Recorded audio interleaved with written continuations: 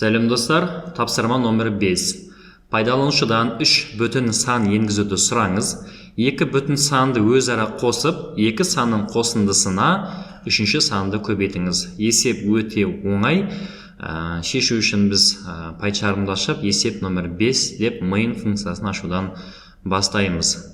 New project, есеп 5, main функциясын ашамыз. New Python file. 3 сан енгізуіміз керек, сан 1.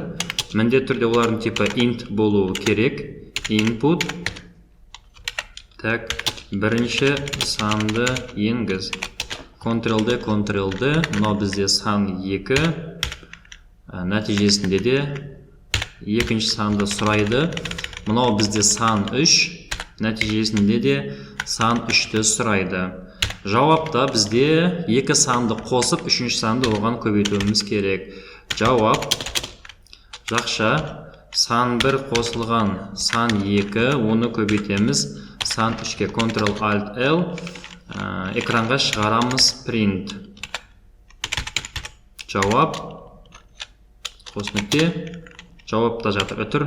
Жауап Ctrl-Alt-L, компиляцияға жібереміз. Бірінші санды енгіземіз. Бірінші санды енгіземіз 5, екінші санды енгіземіз 2, үшінші санды енгіземіз 2-ге. 2 санды қосамыз 7, 7-ні 2 көбейтеміз 14. Есептің басқа да шешімі презентацияда берілген. Бізде бірінші санды деп қазақша сөздермен жазылған, әрине өздеріңіз өзгертіп көрсеңіздер болады.